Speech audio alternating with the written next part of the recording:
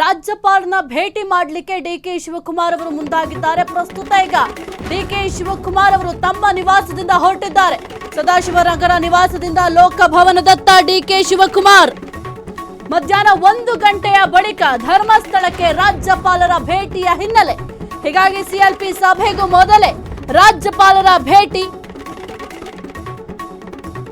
CLP ಸಭೆಗೂ ಮುನ್ನ ರಾಜ್ಯಪಾಲರ ಭೇಟಿಗೆ ಮುಂದಾದ ಡಿಕೆ ಶಿವಕುಮಾರ್ ಸದಾಶಿವನಗರ ನಿವಾಸದಿಂದ ಲೋಕಭವನದತ್ತ ಡಿಕೆ ಶಿವಕುಮಾರ್ ಮಧ್ಯಾಹ್ನ 1 ಗಂಟೆ ಬಳಿಕ ಧರ್ಮಸ್ಥಳಕ್ಕೆ ರಾಜ್ಯಪಾಲರು ಹೋಗಲಿದ್ದಾರೆ. ಹಾಗಾಗಿ ಸದ್ಯಕ್ಕೆ ಈಗ ರಾಜ್ಯಪಾಲರನ್ನ ಭೇಟಿ ಮಾಡಲಿಕ್ಕೆ ಡಿಕೆ ಶಿವಕುಮಾರ್ ಅವರು ಮುಂದಾಗಿದ್ದಾರೆ. ದೃಶ್ಯಾವಳಿಯಲ್ಲಿ ಗಮನಿಸ್ತಾ ಇದ್ದೀರಾ, ಡಿಕೆ ಶಿವಕುಮಾರ್ ಅವರ ಸದಾಶಿವನಗರದಲ್ಲಿರುವಂತಹ ನಿವಾಸದಿಂದ ಸದ್ಯಕ್ಕೆ ಲೋಕಭವನದಿಂದ ತಮ್ಮ ಪ್ರಯಾಣವನ್ನು ಬೆಳೆಸಿದ್ದಾರೆ. ಯಾಕೆಂತಂದ್ರೆ ರಾಜ್ಯಪಾಲರನ್ನ ಭೇಟಿ ಮಾಡಲಿಕ್ಕೆ ಸಮಯಾವಕಾಶವನ್ನು ಕೇಳಿದ್ದಾರೆ. 10:15ಗೆ ಸದ್ಯಕ್ಕೆ ಹೊರಡಬೇಕಾಗಿತ್ತು. ಸದ್ಯಕ್ಕೆ ಈಗ ಹೊರಟಿದ್ದಾರೆ. ರಾಜ್ಯಪಾಲರನ್ನ ಭೇಟಿ ಮಾಡ್ತಾರೆ. ಬಹಳ ಮುಖ್ಯವಾಗಿ ಮಧ್ಯಾಹ್ನ 1 ಗಂಟೆಗೆ ರಾಜ್ಯಪಾಲರು ಧರ್ಮಸ್ಥಳಕ್ಕೆ ಹೋಗಲಿದ್ದಾರೆ. ಹಾಗಾಗಿ ಧರ್ಮಸ್ಥಳಕ್ಕೆ ಹೋದಂತಹ ಸಂದರ್ಭದಲ್ಲಿ ವಾಪಸ್ ಬರುವವರೆಗೂ ಕೂಡ ವೆಯ್ಟ್ ಮಾಡಬೇಕಾಗುತ್ತೆ. ಮೊದಲೇ ಪೂರ್ವ ಈಗ ಏನು ಶಾಸಕಾಂಗ ಸಭೆಯನ್ನ ಮಾಡಲಾಗುತ್ತೆ, ಸಿಎಲ್ಪಿ ಸಭೆ. ಆ ಒಂದು ಸಿಎಲ್ಪಿ ಸಭೆಯಲ್ಲಿ ಏನೆಲ್ಲ ಬೆಳವಣಿಗೆಗಳಾಗಬಹುದು, ಜೊತೆಗೆ ಯಾವೆಲ್ಲ ನಿರ್ಧಾರಗಳನ್ನು ತೆಗೆದುಕೊಳ್ಳಲಾಗಿದೆ, ಮೊದಲೇ ರಾಜ್ಯಪಾಲರಿಗೆ ಆ ಒಂದು ಪೂರ್ವ ನಿಯೋಜಿತ ಮಾಹಿತಿಗಳನ್ನ ತಿಳಿಸಿಕೊಡಲಿದ್ದಾರೆ ಡಿಕೆ ಶಿವಕುಮಾರ್ ಅವರು. ನಾನು ಕೂಡ ಈಗಾಗಲೇ 17 ವರ್ಷದಿಂದ ಸದನದಲ್ಲಿ ಸದಸ್ಯನಾಗಿ ಕೆಲಸ, ನಾನು ಕೂಡ ಮನವಿ ಸಲ್ಲಿಸಿದ್ದೀನಿ. ಆಶಾದಾಯಕವಾಗಿದ್ದೀನಿ. ಬಹುತೇಕರು ತುಂಬಾ ಜನ ಇದ್ದಾರೆ ಸರ್ ಆಕಾಂಕ್ಷಿಗಳು. ಹೌದು, ಅದೇ ಯಾವತ್ತೂ ಇರೋದು. ಯಾಕಂದ್ರೆ 136 ಸ್ಥಾನಗಳನ್ನು ಗೆದ್ದಿದ್ದೀವಿ, ಬಹಳಷ್ಟು ಹಿರಿಯರು ಗೆದ್ದಿದ್ದಾರೆ. ಹಾಗಾಗಿ ಪೈಪೋಟಿ ಇರುವುದೇ, ಆದರೆ ಪಕ್ಷಕ್ಕೆ ತೀರ್ಮಾನಕ್ಕೆ ನಾವೆಲ್ಲ ಬದ್ಧರಾಗಿ ಮತ್ತೆ ಮುಂದಿನ ನಮ್ಮ ಕಾರ್ಯವನ್ನು ಮಾಡ್ತೀವಿ. ಪ್ರಮಾಣ ವಚನದ ಬಗ್ಗೆ ಏನಾದರೂ ಇಲ್ಲ, ಗೊತ್ತಿಲ್ಲ, ಇಲ್ಲ, ಅದೇನು ನಾವು ನಿಖರವಾಗಿ ಮಾಹಿತಿ ಇಲ್ಲ. ಬಹುಶಃ ಇವತ್ತು ಸಾಯಂಕಾಲ ಸಭೆ ಆದಮೇಲೆ ಅವರು ನಿಗದಿ ಮಾಡಿ ಘೋಷಣೆ ಮಾಡಬಹುದು ಅಂತ ಅನ್ಕೊಂಡಿದ್ದೀನಿ. ಧನ್ಯವಾದ.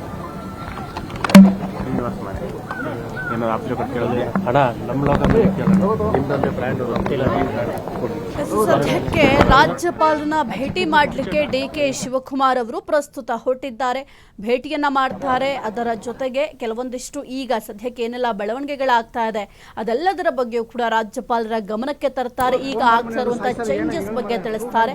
ಇನ್ನು ಮುಂದೆ ಯಾವುದೇ ರೀತಿಯ ಕಾನೂನಾತ್ಮಕ ತೊಡಕುಗಳು ಬರಬಾರದು ಎಂಬ ನಿಟ್ಟಿನಲ್ಲಿ ರಾಜ್ಯಪಾಲರನ್ನ ಭೇಟಿ ಮಾಡಿ ಈ ಒಂದು ವಿಚಾರಕ್ಕೆ ಸಂಬಂಧಪಟ್ಟಂತೆ ಮಾಹಿತಿಯನ್ನು ಕೂಡ ತಿಳಿಸ್ತಾರೆ. ಇನ್ನು ಸಿಎಲ್ಪಿ ಸಭೆಗಳಲ್ಲಿ ಏನೆಲ್ಲ ನಿರ್ಧಾರಗಳನ್ನು ತೆಗೆದುಕೊಳ್ಳಲಾಗುತ್ತೆ, ಯಾವೆಲ್ಲ ನಿರ್ಣಯಗಳನ್ನು ತೆಗೆದುಕೊಳ್ಳಲಾಗುತ್ತೆ, ಆಲ್ರೆಡಿ ಈಗ ಮೊದಲೇ ಪ್ಲಾನ್ ಮಾಡ್ಕೊಂಡಿರ್ತಾರೆ. ಸಿಎಲ್ಪಿ ಸಭೆಗಳಲ್ಲಿ ಈ ರೀತಿಯಾಗಿ ಕೆಲವೊಂದಿಷ್ಟು ನಿರ್ಧಾರಗಳನ್ನ ತಿಳಿಸಬೇಕಾಗುತ್ತೆ, ಕೆಲವೊಂದಿಷ್ಟು ಸಲಹೆ ಸೂಚನೆಗಳನ್ನ ನೀಡಬೇಕಾಗತ್ತೆ ಅಂತ. ಅದೆಲ್ಲವನ್ನು ಕೂಡ ರಾಜ್ಯಪಾಲರ ಗಮನಕ್ಕೆ ತರ್ತಾರೆ. ಬಹಳ ಒಂದು ಕುತೂಹಲಕ್ಕೆ ಕಾರಣ ಆಗಿದೆ. ಇನ್ನೂ ಕೂಡ ಸಿಎಲ್ಪಿ ಸಭೆ 4 ಗಂಟೆಗೆ ಫಿಕ್ಸ್ ಆಗಿದೆ. ಅದಕ್ಕೂ ಮೊದಲೇ ಈಗ ರಾಜ್ಯಪಾಲರನ್ನ ಡಿಕೆ ಶಿವಕುಮಾರ್ ಅವರು ಭೇಟಿ ಮಾಡಲಿದ್ದಾರೆ. ಡಿಕೆ ಶಿವಕುಮಾರ್ ಅವರಿಗೆ ಡಿಕೆ ಸುರೇಶ್ ಅವರು ಕೂಡ ಈಗ ಸಾಥನ್ನ ಕೊಟ್ಟಿದ್ದಾರೆ. ಇಬ್ರು ಕೂಡ ಹೋಗಿ ರಾಜ್ಯಪಾಲರನ್ನ ಭೇಟಿ ಮಾಡ್ತಾರೆ. ಮಧ್ಯಾಹ್ನ 1 ಗಂಟೆಯ ಬಳಿಕ ರಾಜ್ಯಪಾಲರು ಧರ್ಮಸ್ಥಳಕ್ಕೆ ಹೋಗಲಿದ್ದಾರೆ. ಇದರ ಬೆನ್ನಲ್ಲೇ ಈಗ ಆಲ್ರೆಡಿ ರಾಜ್ಯಪಾಲರನ್ನ ಭೇಟಿ ಮಾಡಲಿಕ್ಕೆ ತಮ್ಮ ನಿವಾಸ ಏನಿದೆ ಡಿಕೆ ಶಿವಕುಮಾರ್ ಅವರ ಸದಾಶಿವನಗರದಲ್ಲಿರುವಂತಹ ನಿವಾಸದಿಂದ ಈಗ ಲೋಕಭವನದತ್ತ ಹೋಗ್ತಾ ಇದ್ದಾರೆ ಡಿಕೆ ಶಿವಕುಮಾರ್ ಅವರು.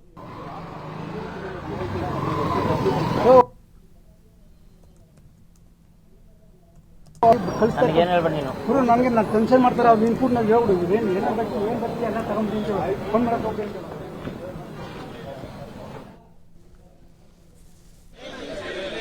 ಸದ್ಯಕ್ಕೆ ಕಾಂಗ್ರೆಸ್ ಪಾಳ್ಯದಲ್ಲಿ ಸಾಕಷ್ಟು ಬೆಳವಣಿಗೆಗಳಾಗ್ತಾ ಇದೆ. ಇದರ ನಡುವೆ ಸಿಎಲ್ಪಿ ಸಭೆಗೆ ಒಂದು ಟೈಮ್ ಕೂಡ ಫಿಕ್ಸ್ ಆಗಿದೆ. 4 ಗಂಟೆಗೆ ಸಿಎಲ್ಪಿ ಸಭೆಯನ್ನು ಮಾಡಲಾಗುತ್ತೆ. ಈ ಒಂದು ಸಿಎಲ್ಪಿ ಸಭೆಯಲ್ಲಿ ಲೀಡರ್ ಯಾರು ಎಂಬ ವಿಚಾರಕ್ಕೆ ಸಂಬಂಧಪಟ್ಟಂತೆ ಘೋಷಣೆ ಮಾಡ್ತಾರೆ. ಅಂದರೆ ಮುಖ್ಯಮಂತ್ರಿ ಯಾರು ಎಂಬ ವಿಚಾರಕ್ಕೆ ಸಂಬಂಧಪಟ್ಟಂತೆ ಘೋಷಣೆಯನ್ನು ಮಾಡ್ತಾರೆ. ಅದಾದ ನಂತರ ಸರ್ಕಾರ ರಚನೆಯನ್ನು ಮಾಡಲಿಕ್ಕೆ ಹಕ್ಕು ಮಂಡನೆಯನ್ನು ಕೂಡ ಮಾಡಬೇಕಾಗುತ್ತೆ. ರಾಜ್ಯಪಾಲರ ಬಳಿ ಹೋಗಿ ಈ ಎಲ್ಲ ವಿಚಾರಗಳನ್ನು ಕೂಡ ಅವರ ಗಮನಕ್ಕೆ ತರಬೇಕಾಗುತ್ತೆ. ಸದ್ಯಕ್ಕೆ ಈ ಒಂದು ಸಿಎಲ್ಪಿ ಸಭೆಗೂ ಮೊದಲೇ ಈಗ ಏನು ಭೇಟಿ ಮಾಡ್ತಾ ಇದ್ದಾರೆ, ಬಹಳ ಕುತೂಹಲಕ್ಕೆ ಕಾರಣ ಆಗಿದೆ ಈ ಒಂದು ಭೇಟಿ. ರಾಜ್ಯಪಾಲರು ಮಧ್ಯಾಹ್ನ 1 ಗಂಟೆಯ ನಂತರ ಧರ್ಮಸ್ಥಳಕ್ಕೆ ಪ್ರವಾಸ ಹೋಗೋದ್ರಿಂದ ರಾಜಧಾನಿಯಲ್ಲಿ ಅಂದರೆ ಬೆಂಗಳೂರಿನಲ್ಲಿ ಸಿಗೋದಿಲ್ಲ. ಒಂದು ವೇಳೆ ಭೇಟಿ ಏನಾದರೂ ಲೇಟ್ ಆದರೆ ಇಡೀ ಪ್ರಕ್ರಿಯೆ ಮತ್ತೊಂದು ದಿನ ಮುಂದೂಡಲ್ಪಡುತ್ತೆ. ಈಗ ಏನಾದರೂ ಭೇಟಿ ಮಾಡದೆ ಅವರಿಗೆ ಅಪ್ಡೇಟ್ ಏನು ಕೂಡ ಕೊಡದೇ ಇದ್ದರೆ ಆಗ ಈ ಒಂದು ಪ್ರಕ್ರಿಯೆ ಏನಿದೆ ಅಂದರೆ ಕೆಲವೊಂದಿಷ್ಟು ಏನು ಕಾಂಗ್ರೆಸ್ ಪಾಳ್ಯದಲ್ಲಿ ಬದಲಾವಣೆಗಳಾಗ್ತಾ ಇದೆ ಅದೆಲ್ಲವೂ ಕೂಡ ಮತ್ತೆ ಮುಂದೂಡಿಕೆ ಆಗುತ್ತೆ. ಹಾಗಾಗಿ ಸದ್ಯಕ್ಕೆ ರಾಜ್ಯಪಾಲರನ್ನ ಭೇಟಿ ಮಾಡಲಿಕ್ಕೆ ಡಿ.ಕೆ. ಶಿವಕುಮಾರ್ ಅವರು ಮುಂದಾಗಿದ್ದಾರೆ. ತಮ್ಮ ನಿವಾಸದಿಂದ ಸದ್ಯಕ್ಕೆ ಹೊರಟಿದ್ದಾರೆ. ಇನ್ನು ಇದೊಂದು ರೀತಿಯ ಶಿಷ್ಟಾಚಾರದ ಭೇಟಿ ಅಂತ ಹೇಳಬಹುದು. ಏಕೆಂದರೆ ಮುಂಚಿತವಾಗಿ ಏನೆಲ್ಲ ಆಗತ್ತೆ ಅದೆಲ್ಲದರ ಬಗ್ಗೆಯೂ ಕೂಡ ಮಾಹಿತಿಯನ್ನು ತಿಳಿಸಬೇಕಾಗತ್ತೆ. ರಾಜ್ಯದ ಸಾಂವಿಧಾನಿಕ ಮುಖ್ಯಸ್ಥರಾಗಿರುವಂತಹ ರಾಜ್ಯಪಾಲರಿಗೆ ಮುಂಚಿತವಾಗಿ ಮಾಹಿತಿಯನ್ನ ನೀಡಿದ್ರೆ ಮುಂದಿನ ದಿನಗಳಲ್ಲಿ ಯಾವುದೇ ರೀತಿಯ ಕಾನೂನಾತ್ಮಕ ತೊಡಕುಗಳಿಗೆ ಗುರಿಯಾಗೋಂಗಿರೋದಿಲ್ಲ. ಹಾಗಾಗಿ ಮೊದಲೇ ಮಾಹಿತಿಯನ್ನ ಕೊಟ್ಟರೆ ಸೇಫ್ ಎಂಬ ಲೆಕ್ಕಾಚಾರದಲ್ಲಿ ಡಿ.ಕೆ. ಶಿವಕುಮಾರ್ ಅವರು ಸಿಎಂ ಆಗುವ ಮೊದಲೇ ರಾಜ್ಯಪಾಲರನ್ನ ಭೇಟಿ ಮಾಡಲಿಕ್ಕೆ ಈಗ ಮುಂದಾಗಿದ್ದಾರೆ. ಏನು ದೃಶ್ಯಾವಳಿಯಲ್ಲಿ ಗಮನಿಸ್ತಾ ಇದ್ದೀರಾ, ಸದಾಶಿವನಗರದಲ್ಲಿರುವಂತಹ ಡಿ.ಕೆ. ಶಿವಕುಮಾರ್ ಅವರ ತಮ್ಮ ನಿವಾಸದಿಂದ ಹೊರಟಿರುವಂತಹ ದೃಶ್ಯಾವಳಿಗಳು. ಇನ್ನು ಕೆಲವೇ ಕ್ಷಣಗಳಲ್ಲಿ ರಾಜ್ಯಪಾಲರನ್ನು ಕೂಡ ಭೇಟಿ ಮಾಡ್ತಾರೆ. ಮಧ್ಯಾಹ್ನ 1 ಗಂಟೆಯ ಒಳಗಾಗಿ ಭೇಟಿ ಮಾಡಬೇಕಾಗಿರೋದ್ರಿಂದ ಕೆಲವೇ ಕ್ಷಣಗಳಲ್ಲಿ ರಾಜ್ಯಪಾಲರನ್ನು ಕೂಡ ಭೇಟಿ ಮಾಡಿ ಪ್ರಸ್ತುತ ಏನೆಲ್ಲ ಬೆಳವಣಿಗೆಗಳಾಗ್ತಾ ಇದೆ ಅದೆಲ್ಲದರ ಬಗ್ಗೆಯೂ ಕೂಡ ಮಾಹಿತಿಯನ್ನು ಕೂಡ ನೀಡ್ತಾರೆ. ಇನ್ನು ಸಚಿವರ ಒಂದು ಪ್ರಮಾಣ ವಚನ ಸ್ವೀಕಾರಕ್ಕೆ ದಿನಾಂಕ ಮತ್ತು ಸಮಯವನ್ನು ಕೂಡ ನಿಗದಿಪಡಿಸಲು ಗವರ್ನರ್ ಭೇಟಿ ಅತ್ಯಗತ್ಯ. ಹಾಗಾಗಿ ಎಲ್ಲ ವಿಚಾರಗಳ ಬಗ್ಗೆ ಕೂಡ ಚರ್ಚೆಯನ್ನ ಮಾಡ್ತಾರೆ. ಅದರ ಮುಖ್ಯವಾಗಿ ಅದೆಲ್ಲದಕ್ಕಿಂತಲೂ ಕೂಡ ಬಹಳ ಇಂಪಾರ್ಟೆಂಟ್ ಅಂತಂದ್ರೆ ಸರ್ಕಾರ ರಚನೆ ಮಾಡಬೇಕು ಅಂತಂದ್ರೆ ಹಕ್ಕು ಮಂಡನೆಯನ್ನ ಮಾಡಬೇಕಾಗತ್ತೆ. ಈ ಒಂದು ಹಕ್ಕು ಮಂಡನೆಯನ್ನ ಯಾವಾಗ ಮಾಡಬೇಕು ಎಂಬ ವಿಚಾರಕ್ಕೆ ಸಂಬಂಧಪಟ್ಟಂತೆಯೂ ಕೂಡ ಮಾತುಕತೆಯನ್ನ ಮಾಡಬಹುದು. ಈಗ CLP ಸಭೆಯಲ್ಲಿ ಲೀಡರ್ ಅನೌನ್ಸ್ ಆಗುತ್ತೆ. ಅದಾದ ನಂತರ ಯಾವಾಗಾದ್ರೂ ಹಕ್ಕು ಮಂಡನೆ ಮಾಡಬಹುದು. ಯಾವಾಗ ಲಭ್ಯರಿರ್ತಾರೆ ರಾಜ್ಯಪಾಲರು ಅದೆಲ್ಲದರ ಬಗ್ಗೆ ಕೂಡ ಮಾಹಿತಿಯನ್ನು ಕೂಡ ಪಡ್ಕೊಳ್ಬಹುದು. ಸಚಿವ ಸಂಪುಟ ಪುನರಚನೆಯ ಒಂದು ವಿಚಾರಕ್ಕೆ ಸಂಬಂಧಪಟ್ಟಂತೆಯೂ ಕೂಡ ಈಗ ದಿನಾಂಕ ಮತ್ತು ಸಮಯ ಏನಿದೆ ಅದನ್ನು ನಿಗದಿಪಡಿಸಲು ಕೂಡ ಗವರ್ನರ್ ಭೇಟಿ ಅತ್ಯಗತ್ಯ. ಸಾಕಷ್ಟು ಬೆಳವಣಿಗೆಗಳಾಗೋದ್ರಿಂದ ಅದೆಲ್ಲದರ ಬಗ್ಗೆ ಕೂಡ ಡಿ.ಕೆ. ಶಿವಕುಮಾರ್ ಅವರು ರಾಜ್ಯಪಾಲರ ಜೊತೆ ಮಾತನಾಡ್ತಾರೆ. ಲೋಕಭವನಕ್ಕೆ ಡಿ.ಕೆ. ಬ್ರದರ್ಸ್ ಭೇಟಿ. CLP ಸಭೆಗೂ ಮುನ್ನ ರಾಜ್ಯಪಾಲರ ಭೇಟಿಯಾದ ಡಿ.ಕೆ. ಶಿವಕುಮಾರ್. ಲೋಕಭವನಕ್ಕೆ ತೆರಳಿ ಗವರ್ನರ್ ಭೇಟಿಯಾದ ಡಿ.ಕೆ. ಬ್ರದರ್ಸ್. ಮಧ್ಯಾಹ್ನ 1 ಗಂಟೆ ಬಳಿಕ ಧರ್ಮಸ್ಥಳಕ್ಕೆ ರಾಜ್ಯಪಾಲರ ಭೇಟಿಯ ಹಿನ್ನೆಲೆ ಗವರ್ನರ್ ಭೇಟಿಯಾದ ಡಿ.ಕೆ. ಶಿವಕುಮಾರ್. ಸದ್ಯಕ್ಕೆ ರಾಜ್ಯಪಾಲರನ್ನ ಡಿ.ಕೆ. ಶಿವಕುಮಾರ್ ಅವರು ಭೇಟಿಯಾಗಿದ್ದಾರೆ. ಲೋಕಭವನಕ್ಕೆ ಡಿ.ಕೆ. ಬ್ರದರ್ಸ್ ಎಂಟ್ರಿ ಆಗಿದ್ದಾರೆ. CLP ಸಭೆಗೂ ಮುನ್ನ ರಾಜ್ಯಪಾಲರನ್ನ ಭೇಟಿಯಾಗಿದ್ದಾರೆ ಡಿ.ಕೆ. ಶಿವಕುಮಾರ್. ಲೋಕಭವನಕ್ಕೆ ತೆರಳಿ ಗವರ್ನರ್ ಭೇಟಿಯಾದ ಡಿ.ಕೆ. ಬ್ರದರ್ಸ್. ಮಧ್ಯಾಹ್ನ 1 ಗಂಟೆಯ ಬಳಿಕ ಧರ್ಮಸ್ಥಳಕ್ಕೆ ರಾಜ್ಯಪಾಲರ ಭೇಟಿಯ ಹಿನ್ನೆಲೆ ಗವರ್ನರ್ ಭೇಟಿಯಾಗಿದ್ದಾರೆ ಡಿ.ಕೆ. ಶಿವಕುಮಾರ್ ಅವರು. CLP ಸಭೆಗೂ ಮುನ್ನ ರಾಜ್ಯಪಾಲರನ್ನ ಭೇಟಿಯಾಗಿದ್ದಾರೆ ಡಿ.ಕೆ. ಶಿವಕುಮಾರ್ ಅವರು. ಭೇಟಿಯಾಗಿ ಕೆಲವೊಂದಿಷ್ಟು ವಿಚಾರಗಳ ಬಗ್ಗೆ ರಾಜ್ಯಪಾಲರ ಬಳಿ ಪ್ರಸ್ತಾಪ ಕೂಡ ಮಾಡಿರುವ ಸಾಧ್ಯತೆಗಳಿರುತ್ತೆ. ಇನ್ನು CLP ಸಭೆಗೂ ಮುನ್ನ ರಾಜ್ಯಪಾಲರನ್ನ ಭೇಟಿಯಾಗಿ ಕೆಲವೊಂದಿಷ್ಟು ವಿಚಾರಗಳ ಬಗ್ಗೆ ಡಿ.ಕೆ. ಬ್ರದರ್ಸ್ ಮಾತುಕತೆ ಮಾಡಿದ್ದಾರೆ. ಡಿ.ಕೆ. ಶಿವಕುಮಾರ್ ಅವರು ಮಾತ್ರ ಹೋಗಿಲ್ಲ. ಡಿ.ಕೆ. ಶಿವಕುಮಾರ್ ಅವರ ಜೊತೆ ಅವರ ತಮ್ಮ ಡಿ.ಕೆ. ಸುರೇಶ್ ಅವರು ಕೂಡ ರಾಜ್ಯಪಾಲರನ್ನ ಭೇಟಿ ಆಗಲಿಕ್ಕೆ ಹೋಗಿದ್ದಾರೆ. ಈಗ ಆಲ್ರೆಡಿ ಭೇಟಿ ಕೂಡ ಆಗಿದೆ. ಮಧ್ಯಾಹ್ನ 1 ಗಂಟೆಯ ಬಳಿಕ ಧರ್ಮಸ್ಥಳಕ್ಕೆ ರಾಜ್ಯಪಾಲರು ಹೋಗ್ತಾರೆ. ಹಾಗಾಗಿ ಆ ಒಂದು ಈಗ ಸದ್ಯಕ್ಕೆ ಲಭ್ಯತೆ ಇರುವಾಗಲೇ ಹೋಗಿ ಭೇಟಿಯನ್ನು ಕೂಡ ಮಾಡಿದ್ದಾರೆ ಡಿ.ಕೆ. ಬ್ರದರ್ಸ್. ಕೆಲವೊಂದಿಷ್ಟು ಬೆಳವಣಿಗೆಗಳ ಕುರಿತು ಕೂಡ ರಾಜ್ಯಪಾಲರ ಜೊತೆ ಸ್ವಲ್ಪ ಚರ್ಚೆ ಕೂಡ ಮಾಡಿದ್ದಾರೆ.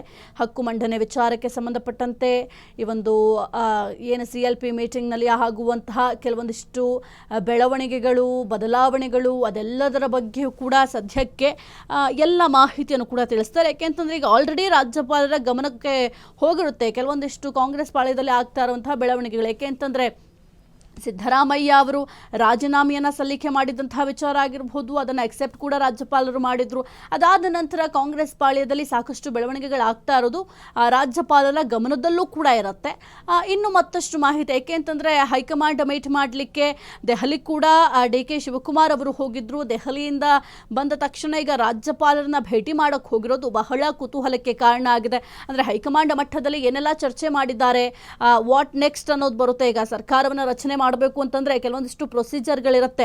ಈಗ ಹೈಕಮಾಂಡ್ ಈಗ ಮುಖ್ಯಮಂತ್ರಿಯಾಗಿ ಡಿ.ಕೆ. ಶಿವಕುಮಾರ್ ಅವ್ರನ್ನ ಘೋಷಣೆ ಮಾಡಿದ ನಂತರ ಕೂಡ ಕೆಲವೊಂದಿಷ್ಟು ಪ್ರೊಸೀಜರ್ಗಳನ್ನ ಪಾಲನೆ ಮಾಡಲೇಬೇಕಾಗುತ್ತೆ. ಅದೆಲ್ಲದರ ಬಗ್ಗೆಯೂ ಕೂಡ ಈಗ ರಾಜ್ಯಪಾಲರ ಗಮನಕ್ಕೆ ತಂದು ರಾಜ್ಯಪಾಲರ ಅನುಮತಿಯನ್ನ ಪಡೆಯುವ ಒಂದು ಸಾಧ್ಯತೆಗಳು ಕೂಡ ಇರುತ್ತೆ. ಹಾಗಾಗಿ ಸದ್ಯಕ್ಕೆ ರಾಜ್ಯಪಾಲರನ್ನ ಡಿ.ಕೆ. ಶಿವಕುಮಾರ್ ಅವರು ಡಿ.ಕೆ. ಸುರೇಶ್ ಅವರ ಜೊತೆಯೋಗಿ ಭೇಟಿ ಕೂಡ ಮಾಡಿದ್ದಾರೆ. ಕೆಲವೊಂದಿಷ್ಟು ಮುಖ್ಯ ವಿಚಾರಗಳ ಬಗ್ಗೆ ಮಾತುಕತೆ ನಡೆಸಿದ್ದಾರೆ. ಈ ಕುರಿತು ಹೆಚ್ಚಿನ ಮಾಹಿತಿ ನೀಡ್ತಾರೆ ನಮ್ಮ ಪ್ರತಿನಿಧಿ ರೋಹನ್. ರೋಹನ್, ಈಗ ಸದ್ಯಕ್ಕೆ ಡಿ.ಕೆ. ಶಿವಕುಮಾರ್ ಅವರು ರಾಜ್ಯಪಾಲರನ್ನ ಭೇಟಿ ಮಾಡಿದ್ದಾರೆ. ಈ ಒಂದು ಭೇಟಿ ಬಹಳ ಮಹತ್ವವನ್ನು ಪಡ್ಕೊಂಡಿದೆ. ಏನೆಲ್ಲ ಚರ್ಚೆ ಮಾಡಿರೋ ಸಾಧ್ಯತೆಗಳಿದೆ ರೋಹನ್?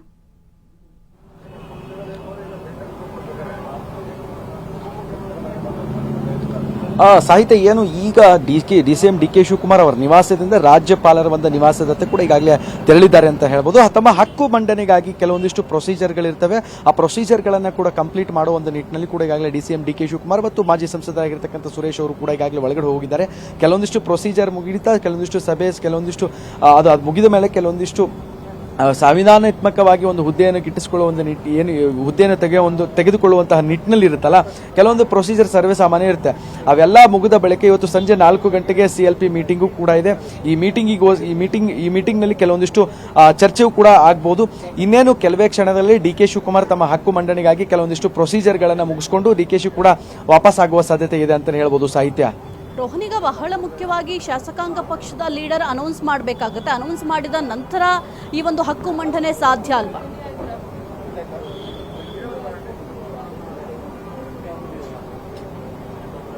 ಎಸ್ ಆ ಮೀಟಿಂಗ್ನಲ್ಲಿ ಇವತ್ತು ಕೆಲವೊಂದಿಷ್ಟು ಪ್ರೊಸೀಜರ್ಗಳಿದೆ. ಅದು ಮುಗಿದಾದ ಮೇಲೆ ಕೂಡ ಅದಕ್ಕೆಲ್ಲ ಹಕ್ಕು ಮಂಡನೆಗಾಗಿ ಕೆಲವೊಂದಿಷ್ಟು ಪ್ರೊಸೀಜರ್ ಇದೆ. ಅದೆಲ್ಲ ಮುಗಿದಾದ್ಮೇಲೆ ಕೂಡ SLP ಮೀಟಿಂಗ್ನಲ್ಲಿ ಕೆಲವೊಂದಿಷ್ಟು ಚರ್ಚೆ ಆಗುವ ಸಾಧ್ಯತೆ ಇದೆ. ಇಲ್ಲಿ ಏನಿದೆ ಅಂತಂದ್ರೆ ರಾಜಭವನದಲ್ಲಿ ಕೂಡ ಕೆಲವೊಂದು ಸಂವಿಧಾನಾತ್ಮಕವಾಗಿ ಕೆಲವೊಂದಿಷ್ಟು ಒಂದು ಪ್ರಕ್ರಿಯೆಗಳಿದೆ. ಅಂತ ಪ್ರಾಸೆಸ್ಗಳನ್ನು ಮುಗಿಸ್ಬೇಕಾಗತ್ತೆ. ಆದ್ಮೇಲೆ ಬಳಿಕ ಕೂಡ CLP ಮೀಟಿಂಗ್ನಲ್ಲಿ ಕೆಲವೊಂದಿಷ್ಟು ವಿಷಯಗಳು ಪ್ರಸ್ತಾಪ ಮುನ್ನೆಲೆಗೆ ಬರುತ್ತೆ. ಅಲ್ಲಿ ಏನು ನಡೆಯುತ್ತೆ ಅನ್ನುವಂಥದ್ದು ಸದ್ಯಕ್ಕೆ ಕುತೂಹಲ ಆಗಿರುವಂಥದ್ದು ಸಾಹಿತ್ಯ. ರೋಹನ್, ಬಹಳ ಮುಖ್ಯವಾಗಿ ಹೊಸ ಸಚಿವರ ಪ್ರಮಾಣ ವಚನ ಸ್ವೀಕಾರಕ್ಕೂ ಕೂಡ ಈಗ ದಿನಾಂಕ ಮತ್ತೆ ಸಮಯವನ್ನ ನಿಗದಿ ಮಾಡಬೇಕಂತಂದ್ರೆ ರಾಜ್ಯಪಾಲರ ಒಂದು ಅನುಮತಿ ಕೂಡ ಅತ್ಯಗತ್ಯ ಆಗುತ್ತೆ. ಈ ಒಂದು ವಿಚಾರಕ್ಕೆ ಸಂಬಂಧಪಟ್ಟಂತೆಯೂ ಕೂಡ ಚರ್ಚೆ ಮಾಡಿರೋ ಸಾಧ್ಯತೆಗಳೇನಾದ್ರೂ ಇದಾವ?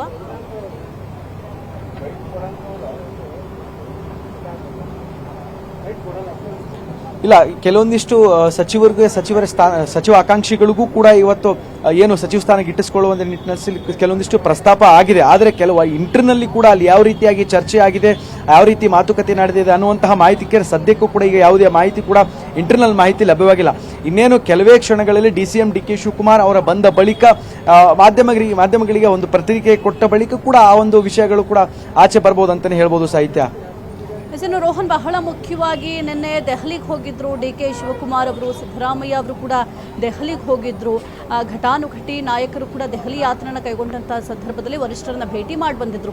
ವರಿಷ್ಠರು ಏನಾದರೂ ಸೂಚನೆಯನ್ನ ಕೊಟ್ಟಿದ್ರಾ? ಈ ಒಂದು CLP ಸಭೆಗೂ ಮೊದಲು ಹೋಗಿ ಏನಾದರೂ ರಾಜ್ಯಪಾಲರನ್ನ ಭೇಟಿ ಮಾಡಿ ಅನ್ನೋ ಸೂಚನೆ ಏನಾದರೂ ಕೊಟ್ಟಿರೋ ಸಾಧ್ಯತೆಗಳಿರ್ತಾ? ಅದರ ಮೇರೆಗೆ ಈಗ ರಾಜ್ಯಪಾಲರನ್ನ ಭೇಟಿ ಮಾಡಕ್ ಹೋಗಿದ್ರಾ ಹೇಗೆ ಅಂತ?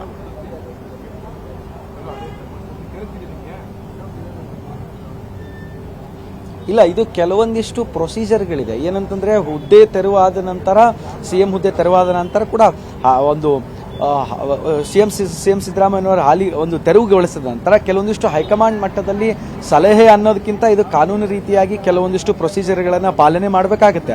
ಆ ಒಂದು ನಿಟ್ಟಿನಲ್ಲಿ ಕೂಡ ಡಿ.ಸಿ.ಎಂ ಡಿ.ಕೆ. ಶಿವಕುಮಾರ್ ಇವತ್ತು ರಾಜಭವನಕ್ಕೂ ಕೂಡ ಈಗಾಗಲೇ ಬಂದಿದ್ದಾರೆ ಅಂತ ಹೇಳ್ಬೋದು. ಅಲ್ಲಿ ನಿನ್ನೆ ನಡೆದಿರ್ತಕ್ಕಂಥ ಮೀಟಿಂಗ್ಗಳಲ್ಲಿ ಕೂಡ ತಮ್ಮ ಒಂದು ಮುಂದಿನ ಏನು MLAಗಳಿದ್ದಾರೆ, ಶಾಸಕರುಗಳಿದ್ದಾರೆ, ಅವರಿಗೆ ಯಾವ್ಯಾವ ಒಂದು ಸಚಿವ ಸ್ಥಾನ ಸಿಗಬೇಕು, ಯಾವ್ಯಾವ ಖಾತೆಗಳು ಸಿಗಬೇಕು ಅನ್ನುವಂಥ ನಿಟ್ಟಿನಲ್ಲಿ ಕೆಲವೊಂದಿಷ್ಟು ವಿಚಾರಗಳ ಚರ್ಚೆ ಆಗಿದ್ದನ್ನು ಬಿಟ್ಟರೆ ಹೈಕಮಾಂಡ್ ಮಟ್ಟದಲ್ಲಿ ಕೂಡ ಡಿ.ಸಿ.ಎಂ ಡಿ.ಕೆ. ಶಿವಕುಮಾರ್, CM ಸಿದ್ದರಾಮಯ್ಯನವರು ಕೂಡ ತಮ್ಮ ಆಪ್ತ ಬಳಗದಲ್ಲಿ ಗುರುತಿಸಿಕೊಂಡಿರ್ತಕ್ಕಂಥ ಕೆಲವೊಂದು ಘಟಾನುಘಟಿ ನಾಯಕರುಗಳಿಗೆ ಅವರಿಗೆ ಕೆಲವೊಂದು ಸಚಿವ ಸ್ಥಾನದ ಬಗ್ಗೆ ಮಾತುಕತೆ ನಡೆದಿದೆ ಅನ್ನೋದು ಬಿಟ್ಟು ಬೇರೆ ಯಾವ ಮಾತುಕತೆ ರಾಜಭವನದ್ದು ಕೂಡ ಸಹಜವಾಗಿ ಕೂಡ ಅಲ್ಲಿ ಇಲ್ಲ. ಯಾಕಂತಂದ್ರೆ ಇಲ್ಲಿ ಸರ್ವೇ ಸಾಮಾನ್ಯವಾಗಿ ಸಂವಿಧಾನಾತ್ಮಕವಾಗಿ ಈ ಹುದ್ದೆ ತೆರವಾದ ನಂತರ ಕೆಲವೊಂದಿಷ್ಟು ಪ್ರೊಸೀಜರ್ ಇರುತ್ತೆ. ಆ ಪ್ರಕ್ರಿಯೆ ಮುಗಿದ ಬಳಿಕ ಸರ್ವೇ ಸಾಮಾನ್ಯ ತಮ್ಮ ಒಂದು ಮೀಟಿಂಗ್ನಲ್ಲಿ ಏನು ಮಾತುಕತೆ ಆಗುತ್ತೆ ಅದರ ಬಳಿಕ ಒಂದು ಡಿಸೈಡ್ ಆಗುತ್ತೆ ಅಂತಾನೆ ಹೇಳ್ಬೋದು ಸಾಹಿತ್ಯ.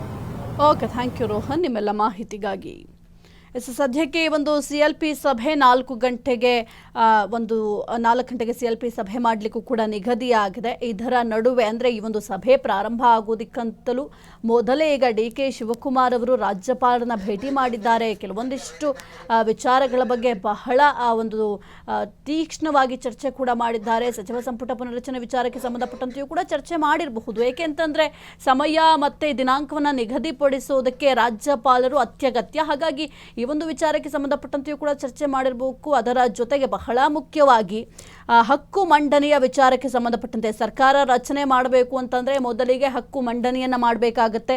ಈ ಒಂದು ಹಕ್ಕು ಮಂಡನೆಯ ವಿಚಾರಕ್ಕೆ ಸಂಬಂಧಪಟ್ಟಂತೆ ರಾಜ್ಯಪಾಲರ ಜೊತೆ ಚರ್ಚೆ ಮಾಡಿರಬಹುದು. ಪ್ರಸ್ತುತ ಕಾಂಗ್ರೆಸ್ನಲ್ಲಿ ಏನೆಲ್ಲ ಬೆಳವಣಿಗೆಗಳಾಗ್ತಾ ಇದೆ, ಏನೆಲ್ಲ ಬದಲಾವಣೆಗಳಾಗತ್ತೆ, ಅದೆಲ್ಲವನ್ನು ಕೂಡ ರಾಜ್ಯಪಾಲರ ಗಮನಕ್ಕೂ ಕೂಡ DK ಶಿವಕುಮಾರ್ ಅವರು ತಂದಿರಬಹುದು. ಸದ್ಯಕ್ಕೆ ಈ ಒಂದು ಭೇಟಿಯ ಸಂದರ್ಭದಲ್ಲಿ DK ಶಿವಕುಮಾರ್ ಅವರಿಗೆ DK ಸುರೇಶ್ ಅವರು ಕೂಡ ಸಾಥ್ ಕೊಟ್ಟಿದ್ರು. ಅವರು ಕೂಡ ರಾಜ್ಯಪಾಲರನ್ನ ಭೇಟಿಯಾಗುವಂಥ ಸಂದರ್ಭದಲ್ಲಿ ಜೊತೆಗೆ ಹೋಗಿದ್ರು. ಇನ್ನು ಮಧ್ಯಾಹ್ನ 1 ಗಂಟೆಯ ಬಳಿಕ ರಾಜ್ಯಪಾಲರು ಧರ್ಮಸ್ಥಳಕ್ಕೆ ಭೇಟಿಯನ್ನು ಕೊಡ್ತಾರೆ. ಹಾಗಾಗಿ ಅವರು ಧರ್ಮಸ್ಥಳಕ್ಕೆ ಹೋಗುವ ಮೊದಲೇ DK ಶಿವಕುಮಾರ್ ಅವರು ಹೋಗಿ ಭೇಟಿಯನ್ನು ಮಾಡಿದ್ದಾರೆ, ಮಾತುಕತೆ ಕೂಡ ಮಾಡಿದ್ದಾರೆ.